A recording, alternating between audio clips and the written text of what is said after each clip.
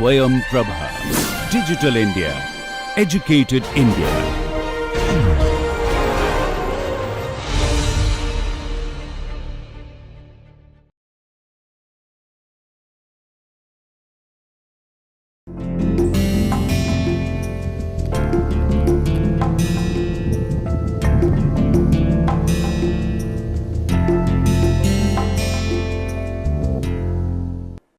Hello and welcome to the 6th session of the Manufacturing Science, Machining Science course discussion. Now, let me remind you that what we said in our earlier class is that if we have a tool given in one of the systems, okay, either in ASA or in ORS or in NRS, okay, we have to convert that system of the tool angles in another system if we are using that tool there, all right, meaning that ASA system cannot be directly used in the ORS system if you do not convert those angles, because that is required for the regrinding of the tool, that is one thing. So, then we said that the conversion from one system to another system is not so difficult, and we have shown this. If you look at this system, for example, here what we have shown here is the base plane, and then we have made here all the views and the sectional views of ASA system and the ORS system, and then they are correlated through simple geometry which has been shown in here, all right.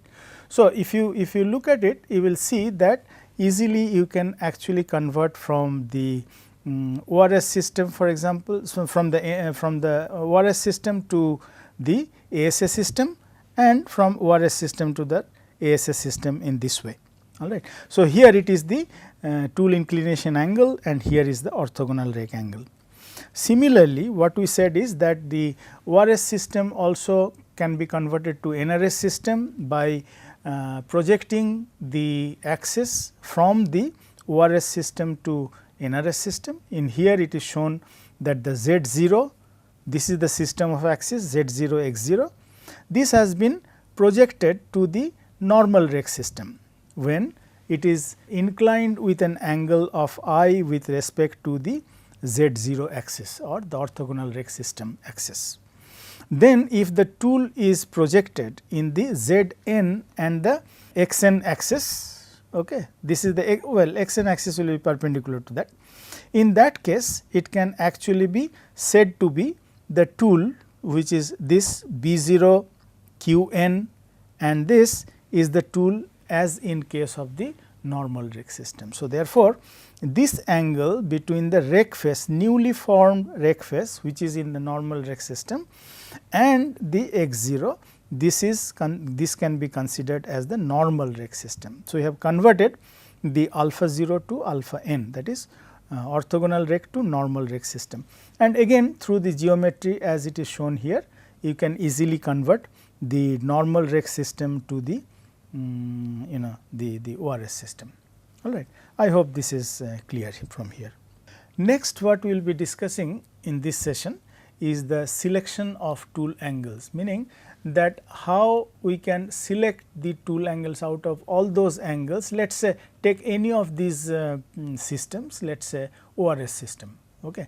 In ORS system we have the rake angle. How to select the rake angle for a certain set of materials, tool materials and the workpiece materials, and certain set of tool parameters. Okay.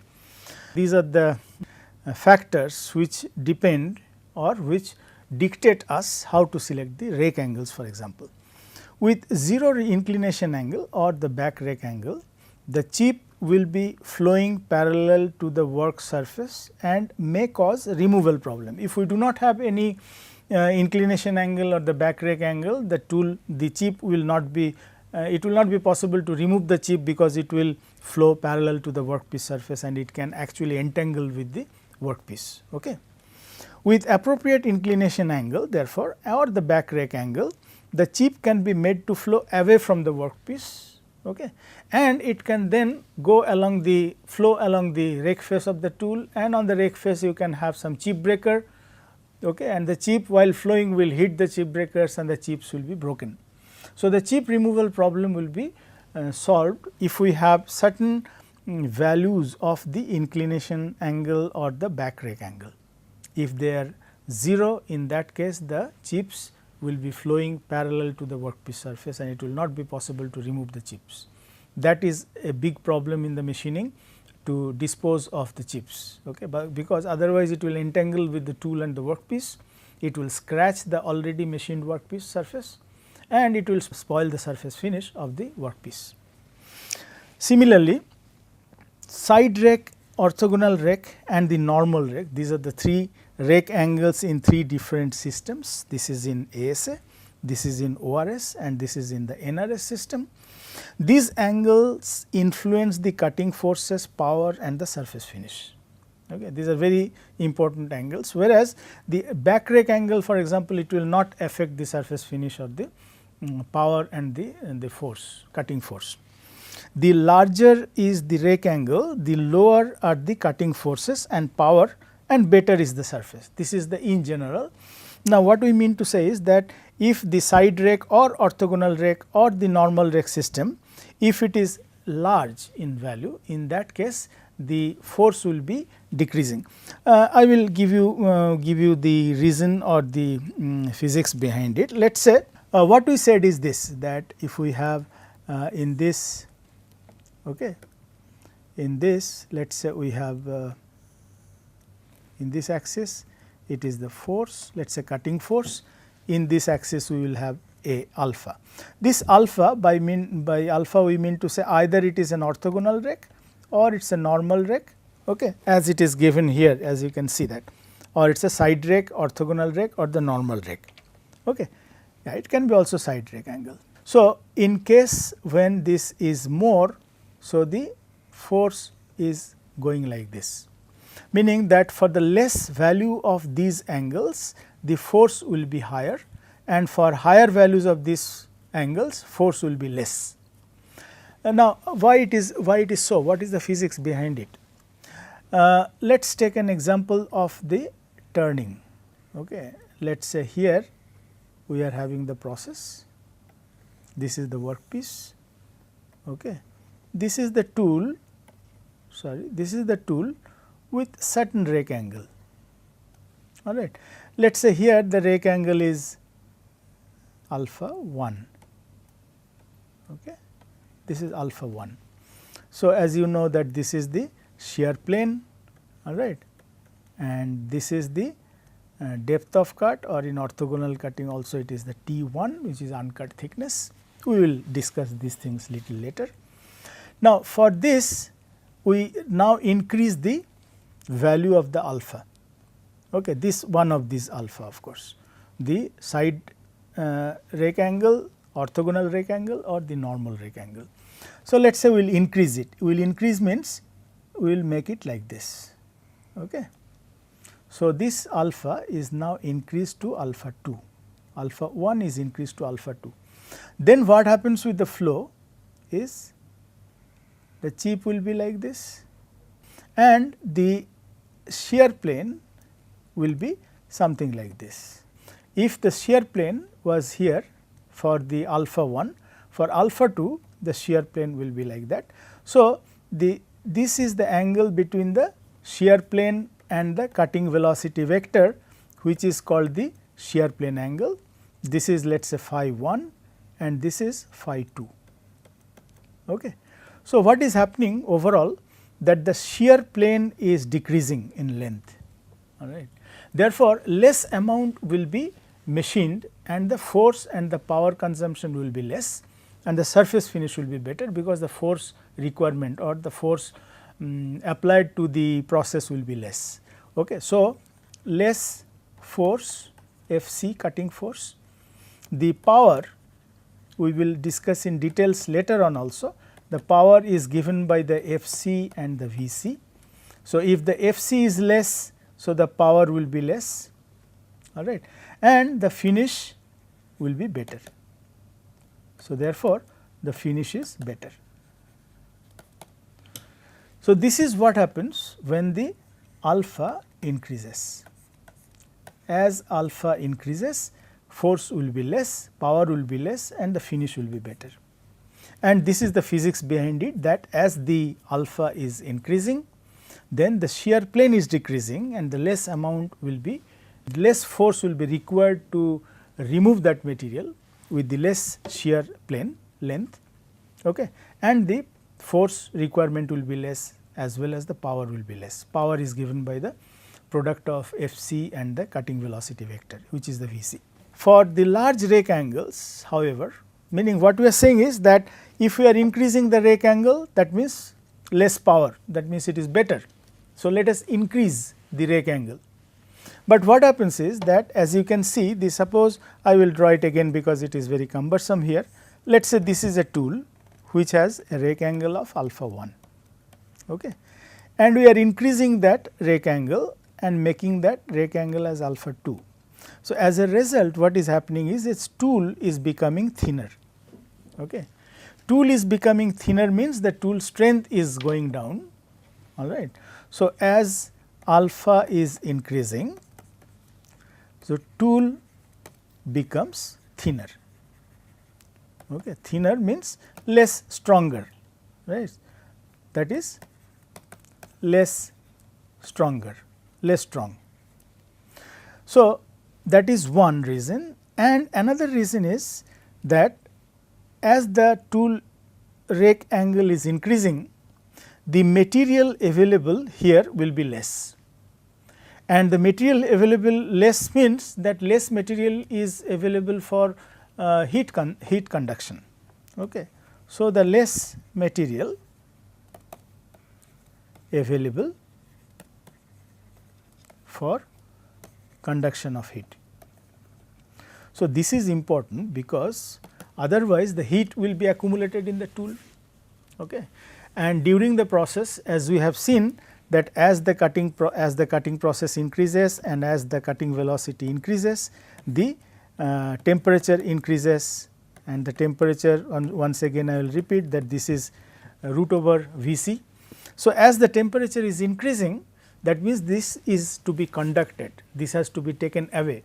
Of course, majority of the heat is taken away by the chip, all right, but still the chip is in constant touch with the tool. So, therefore, that some of the heat will be conducted to the tool, and if that heat is not taken away, okay, then the tool will have the thermal deformation and the geometry will be lost. So, therefore, this is important that there should be more material available for heat conduction.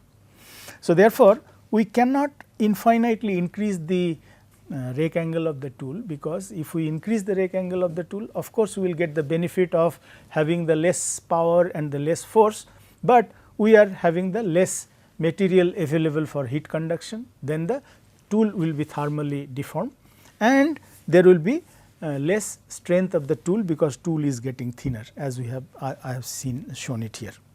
All right. So, these are the things which are described here, that large rake angles, however, decreases cutting angle between the rake and the principal flank. So, what we mean to say is that cutting angle is this angle. So, if the rake angle is, this is the cutting angle, and if the rake angle is increasing, then this cutting angle is decreasing. Okay. Let us say this cutting angle initially was for alpha 1, and this is the cutting angle which is less for the more value of the alpha, that is the alpha 2, and less metal is available to support the tool. As I said, to support the tool means to make the tool stronger, okay, and the less metal is available, so that the tool in that case become thinner and strength becomes less, that is the less strength of the tool, and conduct the heat generated due to plastic deformation and the friction. So, the heat generated in the machining process overall, this will be basically, as we said earlier, this is mostly because of the plastic deformation which happens in the shear zone or the shear plane, okay, and because of the friction between the chip and the rake face, but mostly it is because of the plastic deformation. So, this heat generated due to plastic deformation and friction has to be conducted and if the less material is available, that is when you are increasing the rake angle, in that case the tool will be thermally deformed, because more heat will be accumulated in the tool. Next point is the rake angles may be positive, negative or negative depending upon the desired tool strength. For rough machining, often carbide tools with negative rakes are used. If we remember, we have discussed that the tool may have a shape, okay, which is, let us say, all right, where we have the 0 rake angle, or we can have a negative rake angle. This we have discussed, all right, and this is the negative rake angle. In the case of negative rake angle, as you can see, the tool is fatter. Okay. That means, tool strength will be more and more material will be available here for the heat conduction. So, therefore, whenever you have a high speed machining, for example, there the temperature produced will be more, the requirement and the force will be more. So, therefore, the tool strength has to be higher. So, in that case, the such tools as with the negative rake angle, they are normally used, that is what it is said. Rake angles may be positive or negative depending upon the desired tool strength, meaning that if we have to have the tool strength higher, we have to have the negative rake angle. For rough machining, often carbide tools with negative rakes are used, because in the rough machining more heat will be produced. So, we need to have more material for the heat conduction, and we have to have the higher strength of the tool, because the forces will be higher. To withstand the higher forces, the strength of the tool has to be higher. Side rake angle, orthogonal rake angle and the normal rake angle usually vary between 5 to 15 degrees for single point high speed steel tool, depending upon the work material. See, the 5 to 15 is a wide range, of course, it can be 5, 6, 7, which one of that out of that. Now, here it is said that if we have, for example, a high speed machining, or you need to have rough machining, in that case you have to have the less value of the rake angles, because the less value of the rake angles will give you the fatter tool and the more material available for the heat conduction. So, this is how judicially you have to find out that which exactly value that you will be taking depending on what is available, what is the combination of the workpiece and the tool, what is the material of the tool, and so on. Okay. Higher values are used for softer work material like aluminum, because higher values in softer material force will be less, okay, power consumption will be less, all right, and therefore, you do not need to have the high strength of the tool. So, therefore, large values can be used. In general, harder is the work material, lower is the rake angle. I have already explained it to you. Why? Because you need to have more strength for the hard work material. So, for steel, for example, the recommendations are that these rake angles, that is the side rake angle, orthogonal rake angle and the normal rake angle, they are from 8 to 12 degrees normally. Okay. So, again selection of between 8 to 12, it depends on whether the work material is harder or whether the machining is at high speed, all right. So, you understand that, and if the softer material available, workpiece material is soft, in that case you can have the larger values of these in the range of 10, 12 and so on. For cast iron, this is hard material, supposed to be brittle and the hard material. So, the alpha is between 5 to 10 degrees. This is the normal recommendation, but again you have to judicially find out that what exactly you will be using, which value you will be exactly using, again depending on the condition of the machining and depending on the combination of the tool and the workpiece material. Okay. Let us see about the flank angles. Now, as we said, the flank angle is between the flank face and the already machined workpiece. Now, as you understand that the flank angle is required to save the flank face from being rubbed over the machined surface, so that it does not rub against the machined surface to spoil it further. So, therefore, as much as possible you go with the flank angle, okay, as much as possible you can have it, because the particularly flank angle does not have much effect on the cutting force or the power consumption. That is one thing. Now, again if you are increasing the flank angle, the cutting angle that I have shown it to you earlier, this will be less. With a particular rake angle, if you are increasing the flank angle, the cutting angle between the two faces, the rake face and the flank face, this is decreasing. Cutting angle decreasing means the less material again will be available for the heat conduction and the tool strength will be less. So, therefore, although increasing the flank angle will help you in avoiding the rubbing between the flank face and the already machined surface, but it will again lessen the strength of the cutting tool and less material will be available for heat conduction, because the cutting angle will be less. Okay. So, therefore, there is an optimum way of finding out, or the optimum value can be found out, so that the machining can be optimally performed. These are the things which are described here. Flank angle minimizes rubbing of flank faces with the machined surface, as I explained it to you. Higher values of flank angle will reduce the rubbing, but also weaken the tool. Flank angles have no influence or almost no influence on cutting forces and power. So, angles large enough to avoid rubbing is generally chosen. Now, the angle, that is the normal recommendation, is the 5 to 12, between 5 and 12 degrees for high speed steel, and within that higher values for the softer workpiece material and lower values for the brittle workpiece material. You understand that those reasons we have already told in case of the rake angles. So, this is the same, that the tool is getting thinner, tool material is less available for the heat conduction. This remains the same argument in the case of the flank angles also.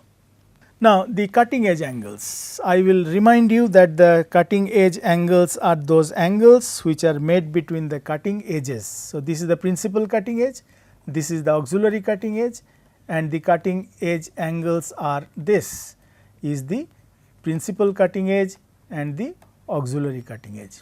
Okay. Now, these edges or these angles are given to clear the cutting edge from the machined surface. Here we have the machined surface where the flank angle is, flank face is rubbing against the machined surface. So, these edges have to be cleared so that they are not rubbing against the machined surface again. This reduces the tool chatter, to reduce the tool chatter. Otherwise what will happen, that if one of these angles is more, then the forces which are actually taking out the tool from the workpiece, radial forces, I will explain those radial forces just after this. So, these components will be higher, and the tool will start chattering. Chattering is the self excited vibration. So, to reduce the chatter, which is the self excited vibration, we have to control the cutting edge angles. Affects the tool life as well as the surface finish. Reason is the same as given for the flank angles and the rake angles. All right. Now, the nose radius. If we have a very sharp tool, as you understand that immediately during the cutting process, this will actually come in contact with the workpiece. So, this will be either rounded off or it can be broken. It can be broken because sharp tool will always have a very high stress concentration, that is one thing. Let us say this is that sharp tool. So, around this the stress concentration will be very high. So, because of that, as the tool is getting in contact with the workpiece, this will be crumbled or it will be it can be broken. So, therefore, normally the tool nose radius is given, all right, certain nose radius is given, so that this does not happen, and this is recommended to be from between 1 and 3 millimeter. So, if it is less than that, then the stress concentration will be higher and the tool wear will be high. Tool may be broken, tool may be crumbled, it may be thermally deformed and so on. It is if this value of R is higher than 3 millimeter, in that case again that phenomena will come, that is a chatter formation, meaning the self excited vibration, that is those components which will start detracting the tool from the workpiece, okay, then again cutting force will take it back and again it will be detracted. So, this is the chatter, this is the self excited vibration which will happen if the radius, tool nose radius is more than 3 millimeter. So, this nose radius improves the tool life and the surface finish. You understand that? That surface finish will be improved because if it is very sharp tool or let us say less value of the tool nose radius, then the feed marks will be remaining on the workpiece, and we will discuss in a chapter called surface finish. Then I will explain it to you that how the surface finish varies, if the tool is sharp and in case the tool has a nose radius. Then it will be clear to you that why the surface finish is improved if a tool nose radius is given. So, basically it is because when the tool is sharp, these feed marks will be there, more prominent feed marks will be there, and if the tool nose radius is given, the feed marks, they will be overlapping on each other and overall the surface roughness will be less. So, the tool so the surface finish will be better. Large nose radius increases cutting forces and power. Okay, I explained it to you because it will be rubbing and also it will have the chatter, self excited vibration. So, the recommended values are between 1 and 3 millimeter, as I said. So, these are the factors, that means the 3 sets of angles. Once again, this is the rake angle, flank angle and the cutting edge angles. These 3 sets of angles are very important for to regulate and judiciously selecting their values, so that the surface finish could be better, so that the less power can be consumed. I mean, in the process the less force is applied. So, overall our output should be, or our aim, final aim has to be that once again during the machining our aim is to get the final product with the right shape, size, finish and accuracy. So, this shape, size, finish and accuracy, they will broadly depend on the right selection of these parameters, that is particularly the rake angle, of course, the flank angle and the cutting edge angles and the tool nose radius, all right. And all these factors that we have explained, that are the reasonings why these things happen. So, I will once again remind you or repeat that here the rake angles are more important, that is the side rake, orthogonal rake and the normal rake, because on these angles the power consumption and the force will depend, and as I explained it to you, that force will be reduced as the rake angle is increased. Okay. But we cannot increase the rake angle infinitely, because as the rake angle is increasing, then the tool is becoming weaker and the less material is available for the heat conduction from the tool. So, then the thermal deformation of the tool will happen and it will be not withstanding the high force. That means, if the tool is thin or weak, in that case the with the high cutting force the tool will be deformed again or tool can be broken. So, therefore, there has to be a value which is in between, it cannot be very high, it cannot be very less. For example, if it is very less, in that case that force will be very high. So, again the tool will be affected. So, these are the factors which have to be taken into consideration while selecting the values of the angles, rake angles, flank angles, cutting edge angles. Of course, flank angles, it is not much of a problem as in rake angle, because flank angles do not have much effect on the cutting forces and power, but it will again rub the workpiece, okay, the machine surface. So, give as much as possible. Again, you cannot increase infinitely because the tool angle, cutting angle is less. So, therefore, you have to judicially again find out what is the angle suitable for that particular operation. Rest of the things I will discuss in the next class. Thank you.